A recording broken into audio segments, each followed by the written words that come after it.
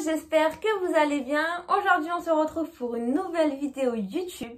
Et dans cette vidéo, on va voir comment on va pouvoir se présenter en anglais. Donc, comme vous le savez déjà, j'ai déjà fait la semaine dernière une vidéo sur comment se présenter en anglais. Donc, si vous ne l'avez pas encore vue, je vous invite à aller la voir tout de suite parce que du coup, cette vidéo, c'est la suite. Et si vous avez déjà vu la vidéo sur la présentation, et bien du coup, dans cette vidéo, on va voir donc d'autres phrases, d'autres éléments sur vous que vous pouvez dire à quelqu'un pour pouvoir vous présenter et afin que cette personne vous connaisse mieux. Donc, si vous voulez en apprendre encore plus pour pouvoir vous présenter, c'est tout de suite.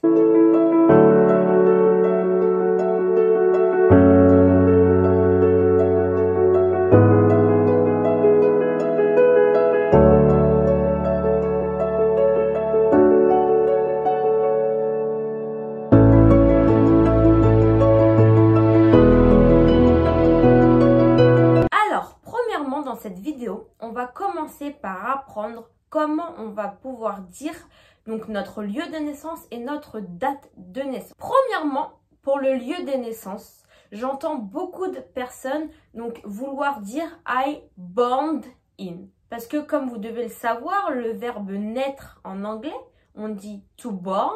Et au passé, on a juste à rajouter ed, ce qui va nous donner born. Mais c'est vrai que les personnes qui apprennent l'anglais et qui veulent dire où ils sont nés, ils ont tendance à donc prendre le verbe born, naître, et le mettre au passé. Ce qui donne I born in Paris, for example. Mais c'est faux, d'accord? La construction de phrases pour pouvoir dire là où on est né, ça va être I was born in Paris.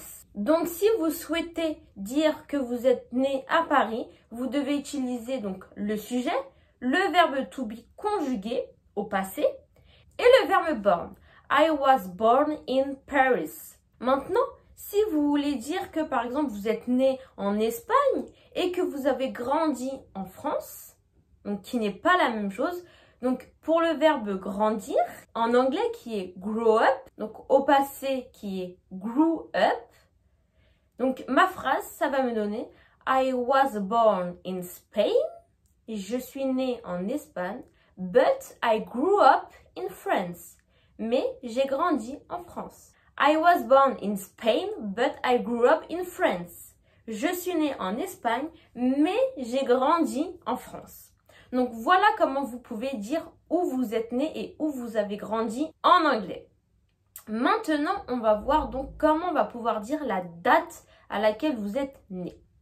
Premièrement, avant de commencer, je veux que vous notez sur une feuille ce tableau qui est très important. D'accord? Parce que on connaît tous les nombres en anglais. Vous savez tous compter de 1 jusqu'à 100.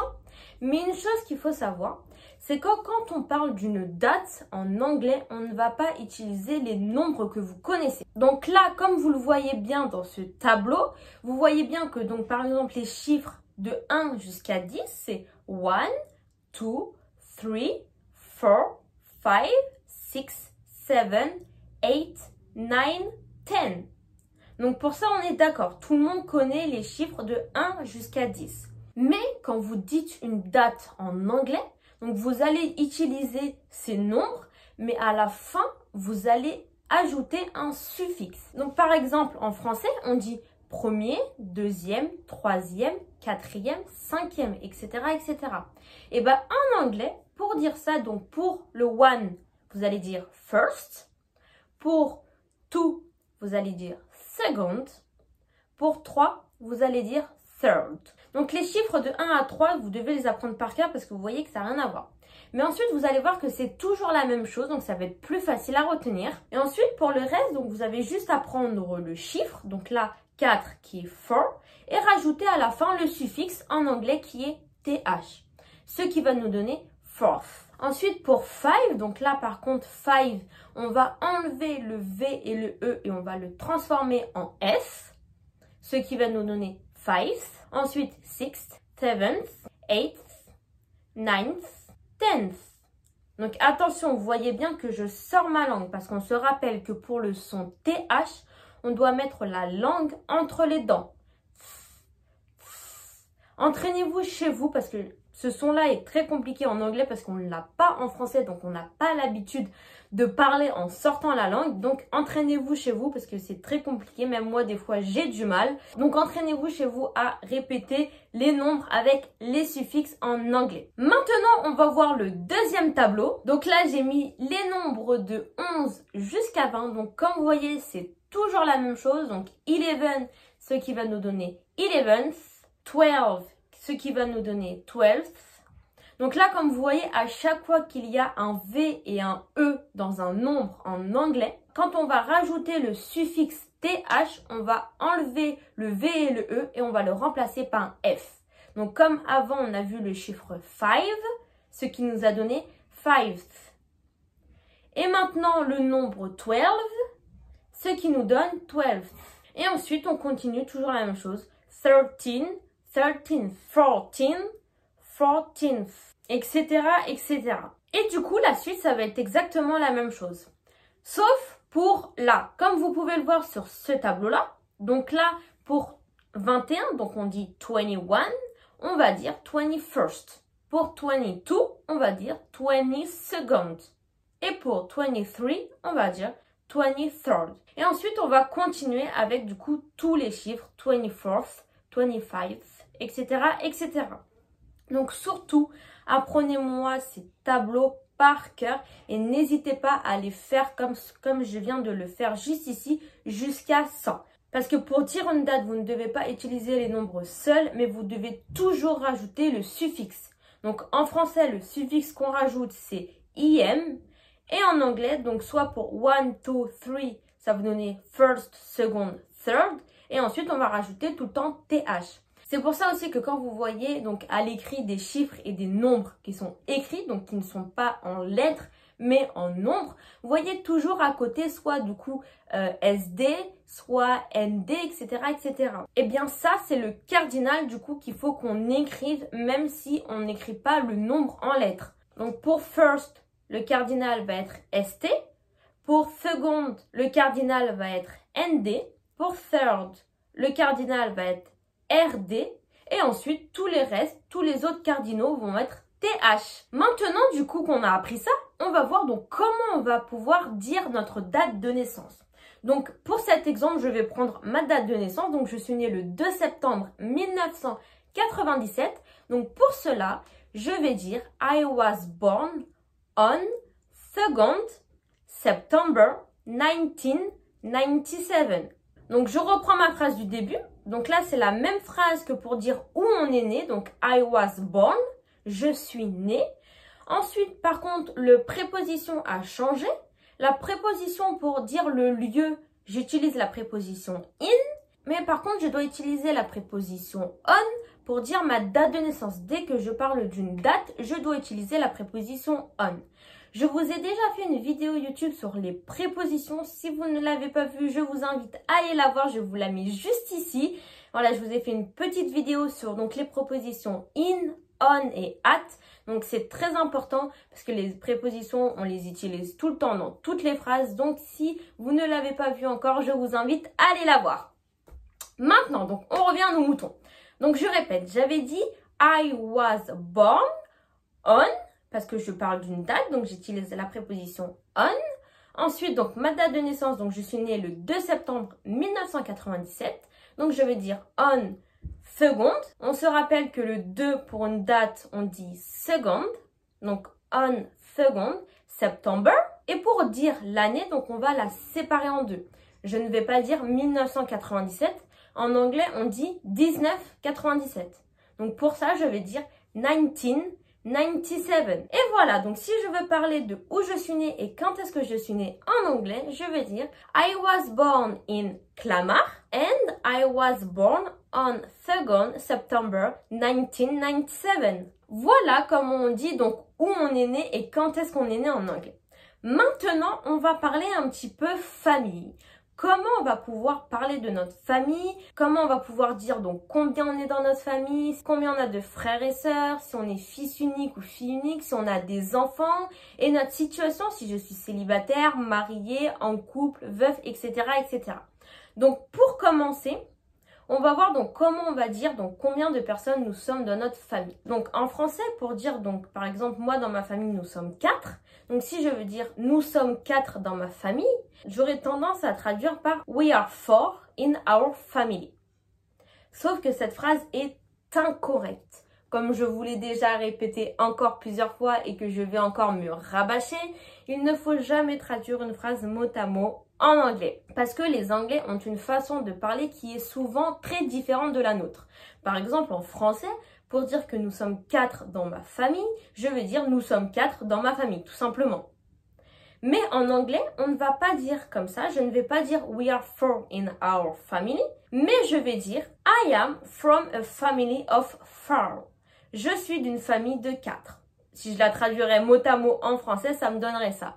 I am from a family of 4. Donc vous voyez que ces deux phrases-là veulent dire la même chose, mais en français et en anglais, on ne va pas le dire pareil. En français, on va dire nous sommes 4 dans ma famille. Et en anglais, on va dire je viens d'une famille de 4. Donc ça, retenez bien.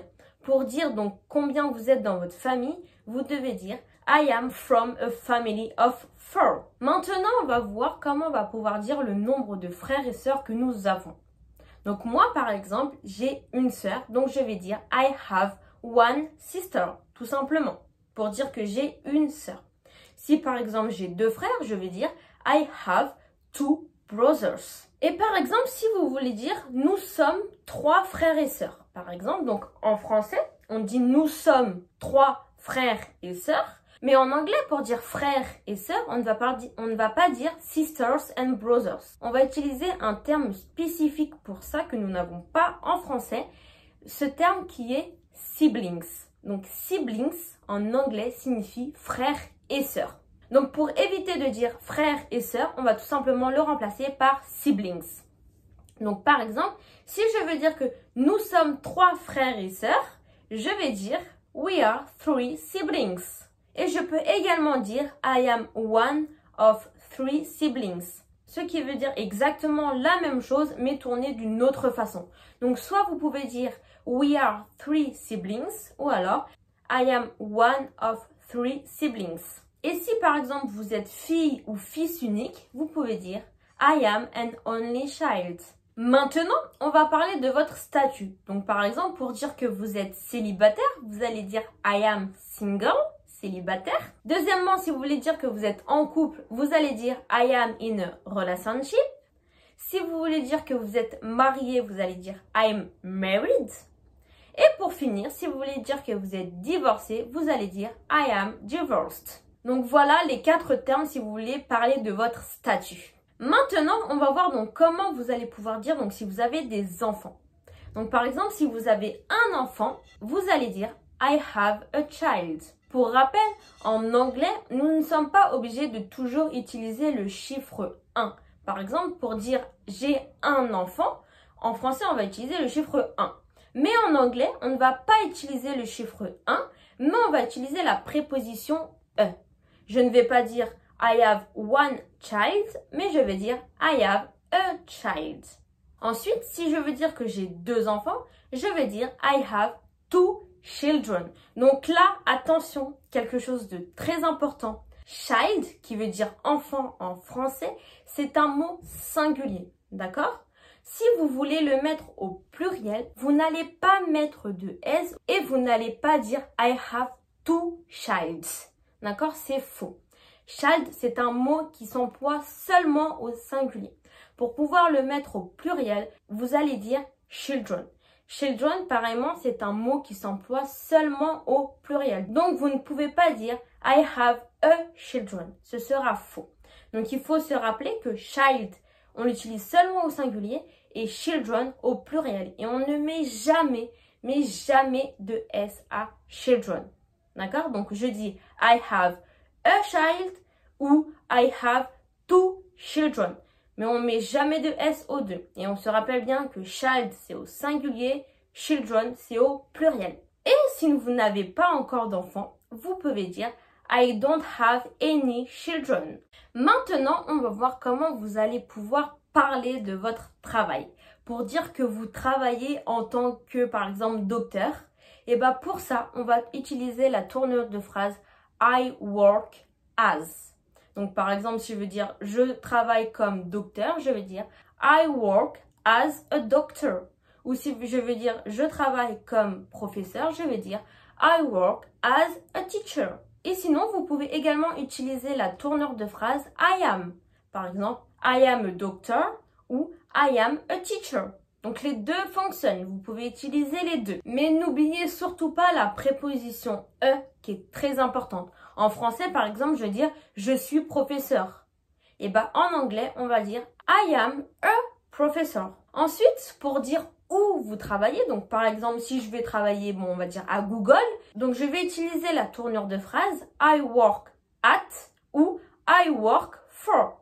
Ce qui va nous donner, donc si je travaille à Google, je vais dire I work for Google ou alors I work at Google. Donc là, j'ai utilisé Google, mais vous pouvez utiliser le nom de votre compagnie. Et pour finir, si vous êtes un étudiant, eh bien, vous pouvez tout simplement dire I am a student, tout simplement. Et pour finir, on va voir donc comment vous allez pouvoir parler de vos centres d'intérêt. Donc en anglais, du coup, centre d'intérêt qu'on dit hobbies. Donc pour cela, vous allez utiliser le sujet I et ensuite vous allez pouvoir utiliser plusieurs verbes. Vous pouvez utiliser le verbe like, le verbe love ou le verbe enjoy. Donc ces trois verbes sont des verbes d'émotion, d'accord? Donc like qui veut dire aimer, love qui veut également dire aimer mais qui est plus fort que like et enjoy qui veut dire prendre plaisir. Et ensuite donc vous allez prendre un verbe et le verbe vous allez rajouter ing. Donc à chaque fois que vous utilisez une phrase et que vous dites le verbe like, love ou enjoy et que tout de suite après vous mettez un autre verbe, à la fin vous devez mettre ing. Un exemple avec le verbe like. Donc si je dis I really like running, j'ai bien mon sujet I, mon verbe like, et ensuite j'ai mis un verbe après qui est le verbe run, courir, donc je rajoute ing, running. Je ne dis pas I like run, je dis I like running. Ensuite, avec le verbe love, par exemple, si je dis I love swimming, donc là c'est la même chose, j'ai mon sujet, mon verbe love et mon verbe en ing. Swim, nager, plus ing, swimming. I love swimming. Et pour finir avec le verbe enjoy, c'est toujours la même chose. Donc par exemple, si je dis I enjoy watching TV, donc j'ai bien mon sujet, mon verbe enjoy, mon verbe watch, que j'ai rajouté ing, et du coup, la télé, TV. I enjoy watching TV. Donc voilà, rappelez-vous bien qu'après les trois verbes, donc like, love et enjoy, on met toujours un verbe en ing. S'il n'y a pas de verbe, vous ne rajoutez pas ing. Mais s'il y a un verbe tout de suite après, vous mettez ing à la fin du verbe. Et voilà, c'est fini pour cette deuxième vidéo sur la présentation et du coup sur comment vous pouvez parler de vous, dire ce que vous aimez, où vous travaillez, où vous êtes né, etc. etc. Si j'en ai oublié et qu'il y a des choses que vous voulez apprendre par exemple sur vous, que vous voulez savoir, donc comment on dit telle et telle chose en anglais, n'hésitez pas à me le mettre en commentaire, comme ça moi je pourrais vous refaire une vidéo là-dessus. J'espère que cette vidéo, elle vous a plu. Si elle vous a plu, n'hésitez pas à mettre un petit pouce bleu et à vous abonner, ça me ferait énormément plaisir. Et en attendant, on se dit à la semaine prochaine pour la prochaine vidéo. Ciao, ciao!